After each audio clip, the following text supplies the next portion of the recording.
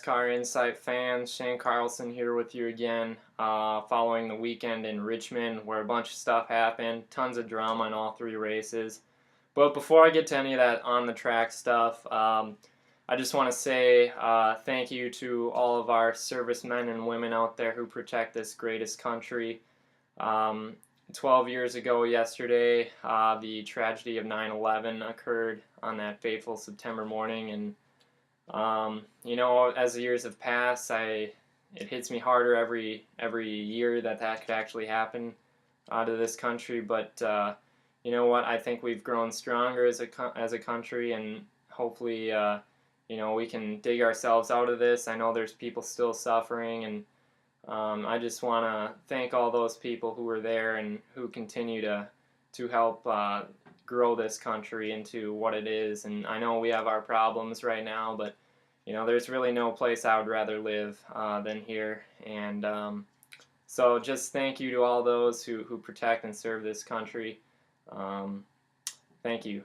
And with that, I'm going to get into the racing stuff. There was a bunch of stuff that happened this weekend. It was crazy. All three races, there was stuff going on in all of them. So, I really wish I had a radio show because I could talk about this stuff all day long and never get tired of it. But I don't have that time, and you don't have that time. It's like 2 in the morning here, so I'll try and get on with the show as fast as I can. So, for recap of the weekend, Truck Series was in Iowa. James Buescher won his second race in 4 races, so he climbs up to second in points, trails Matt Crafton by just 37. It's pretty much a 2-horse race now, with 7 or 8 races left to go in the season for the trucks. It's Matt Crafton first, up by 37 over James Buescher, the 2012 champ. But Buescher's one of the hottest drivers on the circuit in the past 5 weeks. He's got 2 wins, as I mentioned before. And, he's just money on the 1.5-mile tracks, and there's a lot of them coming up. So even this weekend in Chicagoland, I'm looking at him to be a contender for the win, and make this one interesting because Matt Crafton has finished in the top 10 in all 15 races so far this year. He hasn't had a bad race, really.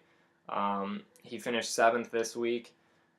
He's just been on the money all year long, and we'll see if he has a hiccup here and James Buescher can climb even closer to that championship lead. But in the Nationwide Series this weekend, Brian Scott wins the pole in the number 2 Camaro, leads 239 of 250 laps, led from lap 1 to 239, and finished second in a heartbreaking loss to Brad Keselowski.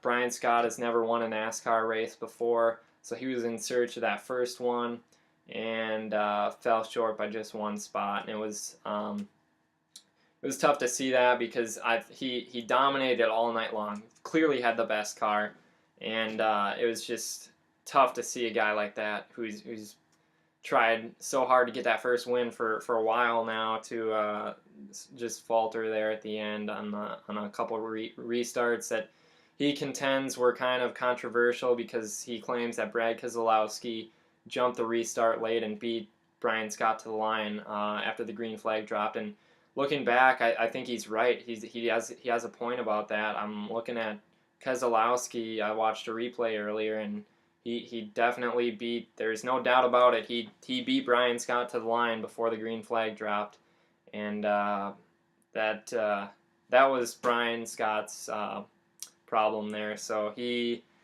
fell short by 1 spot, but in the points, Sam Hornish Jr. maintains a 16-point lead over Austin Dillon, who is currently still winless. Sam Hornish Jr. still has that 1 win earlier this year. So I guess I'll move on to the Sprint Cup race. And where do I start with this one? It was just chaotic, to say the least, there at the end of this race. Great race. I mean, leading up to about 10 laps to go, this was going to be a great race. I heard a stat that it was the most passing in one race in NASCAR history. So that's great to see. Fans want to see passing and all that and stuff, and make it exciting. And there was a bunch of lead changes, and a constant battle to get into this chase, as it was the final regular season race of the year before the chase for the championship begins. And so there was just drivers shuffling all race long to get into this chase on points and wins and all that stuff. It was kind of hard to keep track of actually for a while there, but thank God for electronic scoring, because I couldn't do that math in my head. So let's just fast forward with 10 laps to go. Ryan Newman, he's a long shot to make the chase. He's got one win at Indianapolis already this season. He's running second to Carl Edwards. 10 laps to go. Ryan Newman passes Carl Edwards on the outside and starts to just drive away. It looks like he's going to win this race for sure. He's driving away from Carl Edwards, who was in second. And then all of a sudden we get a caution with 7 to go. And I see Clint Bowyer spinning off of turn 4. And, that just changes the whole complexion of the race. Now we have a late caution. We're going to have a green-white checkered most likely with 3 laps to go. Who's going to pit, if you pit at all? Are you going to get 4 tires, 2 tires, gas, whatever? What are you going to do to try and win this race? And Ryan Newman and the leaders came down pit road, with the exception of Paul Menard, who stayed on the track, so he would restart first. And Ryan Newman lost the lead on pit road as a result. But digging into this story even more, it gave Clint Bowyer, the car who spun off of 4, was communicating with his team about getting his teammate Martin Truex Jr. into this chase, driver the number 56 Napa Auto Parts Toyota. So that gave Martin Truex Jr. an opportunity to get into this chase and pass some cars on pit road, use some strategy to get ahead of some of the cars that were ahead of him before, and also Joey Logano, who was trying to make it as a wild card. He was terrible all night long. I think he was running 25th, 2 laps down most of the night. Ended up 22nd, but because of that caution, he was able to gain a lap back and gain a few positions on the racetrack, and each position is worth 1 point. And he was at the time battling Jeff Gordon and Brad Keselowski to make the chase. And in the end, Logano and Martin Truex Jr. did make the chase, but because they wouldn't have made it because of this if this caution had not come out.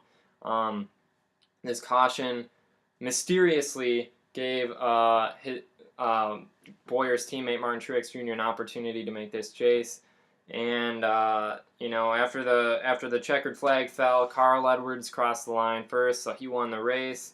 And then Martin Truex Jr. finished ahead of the guys he needed to finish ahead of to make the chase, as did Joey Logano.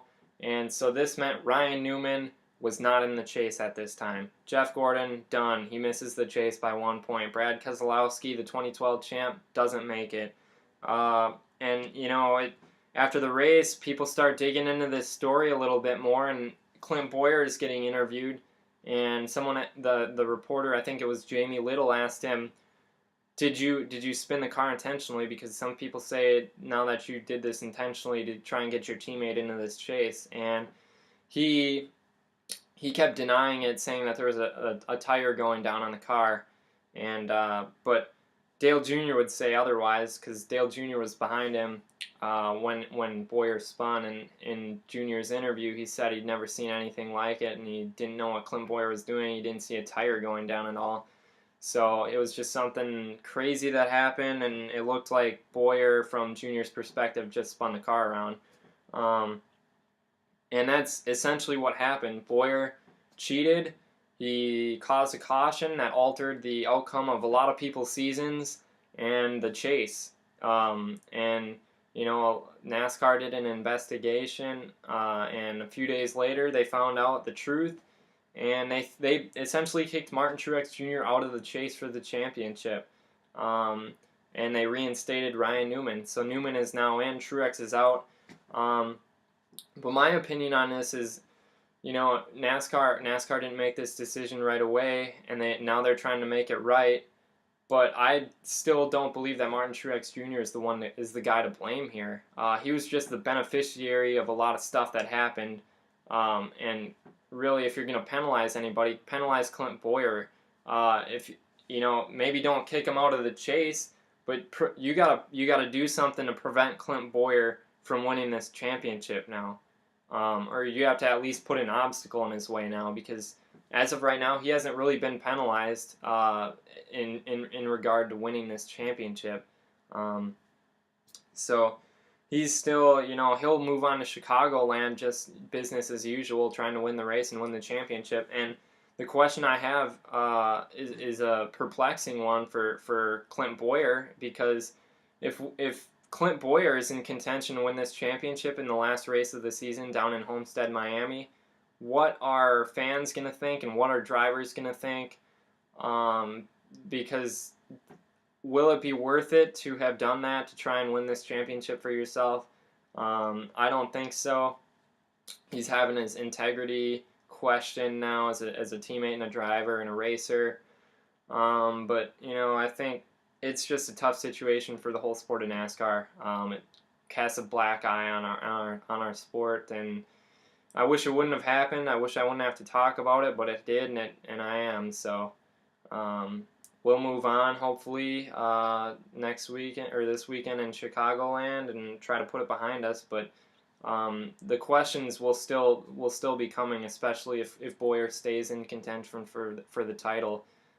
It'll get really interesting in a hurry. So with that, I think I'll just kind of end it today with my picks for the weekend. Truck Series is in Chicagoland. I'm going to go with James Buescher. Going to go for the repeat, try and win 2 races in a row. That would be 3 races in the last 5. Buescher won at Chicagoland last year. So he's my pick to win this weekend and slim up that championship margin between him and Matt Crafton. Nationwide Series, Kyle Busch is who I'm going to roll with this weekend in the 54 car. He's been battling the 22 Penske car for the Owners' Championship this year. Hasn't been to victory lane for a few races now, so I think he's hungry to get back. And Sprint Cup Series. Last 2 races at Chicagoland, the last 2 winners there have gone on to win the championship that season. 2011, Tony Stewart did it, and 2012, Brad Keselowski did it. And so in order for my preseason championship pick to win this championship, Kasey Kahne, who I'm also sticking with right now to win this championship, I think Kasey Kahne is going to pull the 5 car into victory lane this weekend in Chicagoland and get this chase started off right. And he's been money at the mile and a half so far this year. He's always fast there, so I think the 5 car can do it. And with that, I think I'll end it there. Wish I had a radio show, because I really could go on all day about this stuff, but I don't, and I got to get to bed. So thank you for watching, and tell your friends. Check out NASCARinsight.wordpress.com if you would.